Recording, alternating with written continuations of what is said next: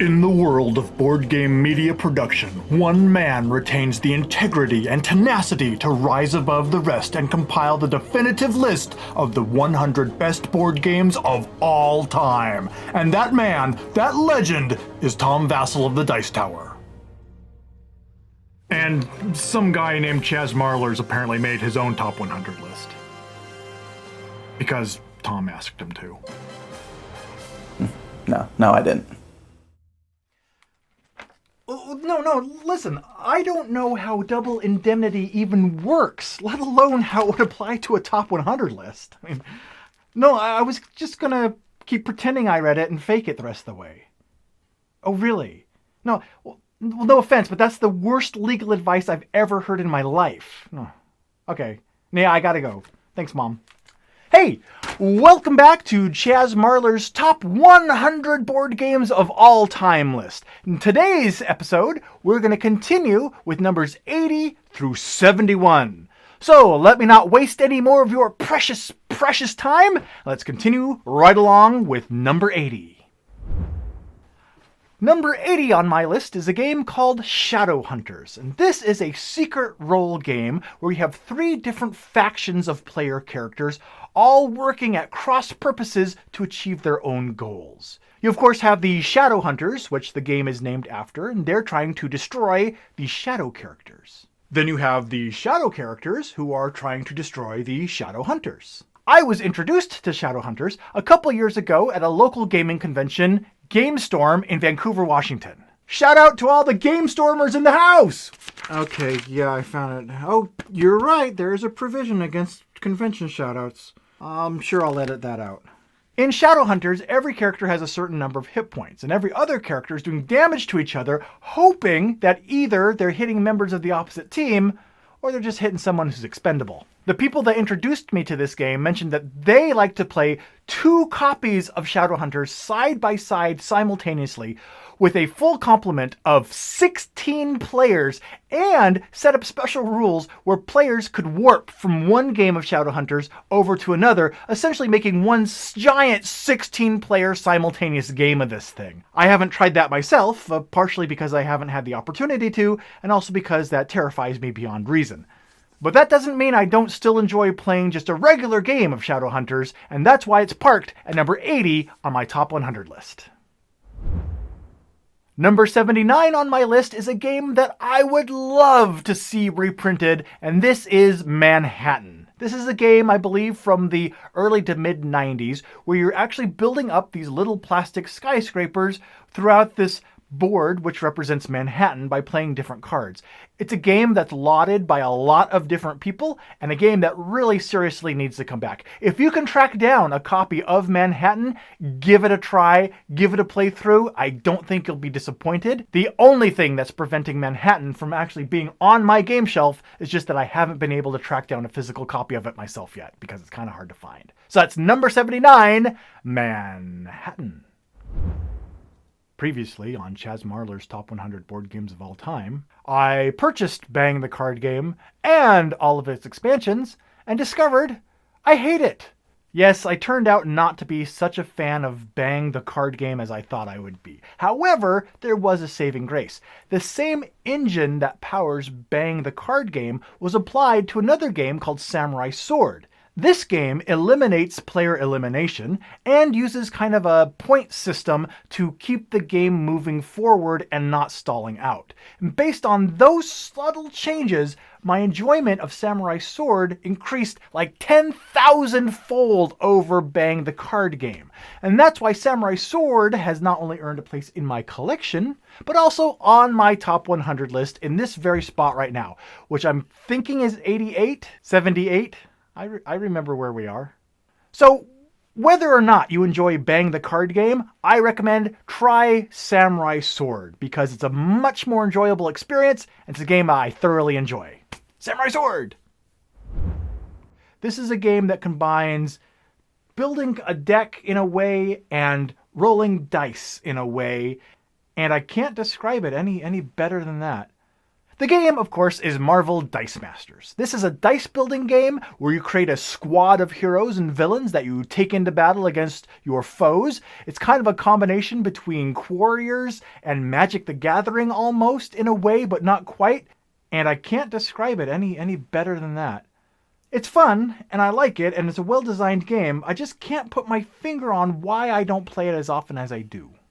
So Marvel Dice Masters is a game I'm still always willing to give a try, and I still am collecting some of the expansions that catch my eye and seem interesting, but not all the expansions. But it's one that I'm hoping will eventually actually hit a stride with me and zoom up my top 100. But for now, it's kind of stalled out in a way at number 77 on my list. As someone who owes Risk a lot in terms of getting their board gaming life started, any game that comes along and does what Risk does better is one I'm always interested in trying. And every now and then, one of those games sticks, and not only sticks on my shelf, but also onto my top 100. And this particular sticky game is one of those, and it's number 76, Kemet. Kemet is a nice dudes on the map area control type game because of several different factors that it introduces. First, it always rewards aggressive gameplay. It does not reward turtling and slowing the game down, which is really nice for its pacing. Secondly, you have all these upgrades available in 3 different colors that you can apply to your little civilization to really make it unique as the game progresses. Plus, they recently released an expansion which adds a 4th color and a 4th set of little upgrades, so each civilization can really vary even within the same game. It is a fantastic game, one that I enjoy playing, one that I should probably get to the table more often now that I think about it. But for now, it's not on the table, it's on the shelf, at number 76, Kemet. Number 75 is an enigma of a game. It's a game that I keep hearing recommended and praised by other content creators, but in real life, it's been hit or miss with the people I've played with. I enjoy it, but I have literally been told that this game is quote-unquote cute, plus I've seen more than one kid playing it burst into tears. Based on that description, this game can only be Jamaica. This is a game in which each player plays a pirate racing around the island of Jamaica, picking up goods and treasures and trying to shoot cannonballs and steal some of the treasure from the other pirates. It seems innocuous enough on paper, and it's a pretty straightforward game with an interesting card-driven navigation system, but boy howdy, I have a really difficult time finding the exact audience that this game resonates with. It's worth playing. I enjoy playing it, but I've just had terrible luck sharing it with others. So that is really why Jamaica isn't higher up on my list. Instead, it sits at number 75, kind of waiting for that perfect storm where I can find the right audience to share it with. All right, in order to even do justice to number 74, I'm going to need to enlist the help of a guest presenter. So let's welcome to the stage... V-Bug! All right. Camera this way? No, it's... So we're talking about my number 74, but tell us, what is your number 1 top board game of all time? Dungeon Fighter! Alright, so for those who don't know, Dungeon Fighter is kind of a dexterity dungeon crawling game where you have this round target that sits on the center of the table that has holes in it, and what you're trying to do is you're trying to throw dice onto the target and get closer and closer to the bullseye to do more and more damage to the monsters and things that you're attacking in the dungeon. However, every monster that you attack adds a little wrinkle to the way that you have to roll the dice. Like, one might make you have to stand backwards and throw the dice over your shoulder, or another one you might have to throw it under your leg and stuff like that. What is one of your favorite things about Dungeon Fighter? Throwing dice and throwing dice sometimes at you. What is something about Dungeon Fighter that makes you like it more than any other board game that we've played? It's fun. What makes it fun? Throwing dice at you. Who would you recommend should play Dungeon Fighter? Whoever likes throwing dice at their parents sometimes. Okay, if you lived in the world of Dungeon Fighter, what special rolling move would be your super secret special attack? Dice. So like the way you normally play it anyway. Yeah. Well, thank you very much for joining me as my special guest today, V-Bug. You know that special guests are a violation to page 369B in this instruction manual, so I should get going before the police come and arrest you. Rude. Number 73 on my list is perhaps the newest game that I have played that is on the list, and that is Scythe. This is a game that I've been waiting for over a year. This game was produced, perhaps overproduced, by Jamie Stegmaier of Stonemaier Games. And this, again, is kind of one of those dudes on a map, area control, risk-like games, but actually, not really at all. Scythe takes a lot of Euro-like resource management and then adds just a splash of dudes on a map Ameritrashness to it. But there's no dice rolling, and all the combat is done through almost Rex Final Days of an Empire-like card and dial play. Is dial play a legitimate board gaming word? And Scythe's presentation, the components, are just magnificent.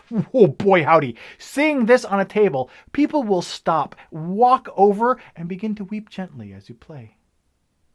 Alright there, smart guy. So if I like Scythe so much, and I waited for it so long, and I love the presentation and the components of it, why isn't it higher on my top 100 list? Well, the reason why is because this game is designed so tight in its mechanisms and its upgrades and the way that all the components work together that when I play it, the first several turns are just me trying to crack this nut of figuring out what to do first. I know what my objective in the end is, but essentially you gotta set up this reverse domino effect and figure out which domino to knock over first to put your entire plan into motion. And it hurts my brain. And don't get me wrong, even though it is a puzzle to figure out where to start, it is a delicious puzzle, but kind of a brain-burny puzzle that keeps you from getting super engaged right away nonetheless. So that's why Scythe is definitely on my top 100, but why it is currently positioned where it is. Maybe with more gameplay, this nut will become easier to crack and it will move up the list, but today it takes residence at number 73. Number 72 is a game that makes me angry just to think about it. Number 72 is a game called Railways of the Western US. This is another game, like Scythe, with a huge board, lots of plastic pieces, and a fantastic table presence. In the game, each player is running a little railway company, actually making little train routes across the Western US or whatever other map in the series that you're playing on. However, I cannot help but think that perhaps one of the reasons it lands at number 72 on my list is the experience I had with my initial play of the game. You see, one of the options that players have in this game, as a way to generate revenue for their little railway company, is to take out loans. The loans give you immediate cash, but they also penalize your score at the end of the game. Alright, fair enough. This is also a game where each player has a secretive goal that only they know about. And the very first time I played this game, my secretive goal was to be the player who had the most loans by the end of the game. If I achieved that, I would get a huge bonus at the end of the game. Ho ho ho ho, tricky. So there I was, taking out loan after loan after loan in the game, when all of a sudden the player to my immediate right starts doing the same. And it turns out they didn't have the same goal, they were just having a really bad game. So this other player and I found ourselves in this race to the bottom. They kept taking out loans because they were just having a bad game, and I kept taking out loans just to try and achieve my goal. My secretive goal. So about 3/4 of the way through the game, I realized that there's no way I'm going to be able to catch up to the number of loans that the player on my right has. So I might as well abandon my secretive goal and just start paying off all of these loans and try to catch up. So I asked the individual teaching us the game, "How do you pay off these loans?" Their reply, "Oh, you don't. Once you take out a loan, you have it for the rest of the game." I thought you knew that. So needless to say, I did not come in first place. However, it was still a very enjoyable gaming experience. I would love to play it again. It's a massive long game though, so it really doesn't hit the table very often. But the next time I play it, I'm definitely incorporating a different strategy. All right, we're going to end this episode by mixing things up. Instead of number 71, I'm going to jump straight to number 65. Yes, subsection 7. All games must be listed in reverse numerical order. I see that now, yes. Rude. For the end of this episode, I'm going to keep things completely normal and continue in exact reverse numerical order and end with number 71 on my list, Stockpile. Every now and then you run across a game that for some reason there's something that clicks about it. I don't know exactly what it is about Stockpile that caught my attention. If it was the art style, the fact that I'm a sucker for a good stock market manipulation game, or if it's just the fact that it took something that could be such a dry, weighty subject and made it so streamlined and fun. Whatever the reason was, the moment I discovered Stockpile, it struck a chord with me. And that chord has continued to resonate as I've played the game and replayed the game, etc.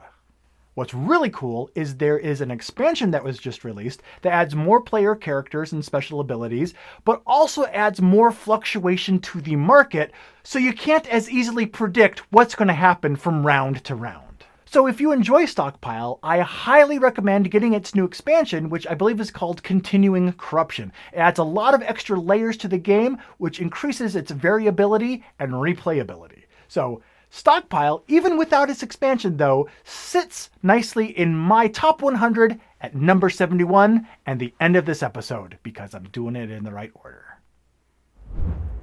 So there we go. There's my 80th through 71st top games of all time. Those favorite ones listed right there in those numbers in that spot in time right now for all eternity up to this point. Which games will be the 70th through the 61st favorite games? I don't know, but I know that we can find out together by tuning into the next episode whenever I get it done. Until then, be sure to subscribe to both the Dice Tower and the Pair of Dice Paradise YouTube channels for more board game news, reviews, and commentary. And also, be sure to follow us on Facebook and Twitter as well to continue the conversations about all things board games and mandatory board game presentation guidelines. Thanks so much for watching the Dice Tower videos. Find more great videos and reviews as well as our top-rated audio podcast at Dicetower.com. You can also find other great shows at Dicetowernetwork.com. I'm Eric Summerer, and you've been watching The Dice Tower. The Dice Tower is sponsored by Cool Stuff Inc., where you can find great games for great prices. Cool stuff in stock. Check them out at CoolStuffInc.com. All right, in order to even do justice to number 74 on my list, I'm going to have to call in the help of a special guest star. Vlog! Oops. 1 second into it, and you're already... I'm not coordinated. Dungeon Fighter! Yes! Link to the Dungeon Fighter. No, we're not adding links to stuff. You're not making more work for me. No, look at the camera. It's not the... just do that. I told you I'm not coordinated. Thank you for sharing your thoughts on Dungeon Fighter and also showing me why I usually script and rehearse these things instead of just coming out and ad-libbing everything. Yeah. Okay. I'll just leave it on a confusing note.